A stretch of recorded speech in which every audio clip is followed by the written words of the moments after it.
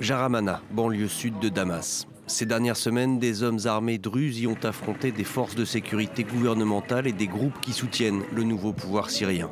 À l'origine de la dernière escalade des tensions lundi soir, la diffusion sur les réseaux sociaux d'un extrait audio d'un homme blasphémant le prophète de l'islam. L'enregistrement a été attribué à un religieux druze qui s'est empressé de démentir, mais le mal était fait. Après une nuit de violents affrontements, des milices druzes armées patrouillent dans le quartier. On a l'impression d'un coup monté qui a conduit à l'attaque des postes de contrôle de Jaramana, normalement gérés par des forces de sécurité non affiliées à un groupe spécifique et qui sont censés représenter tout le monde ici. Nous appelons maintenant à la désescalade.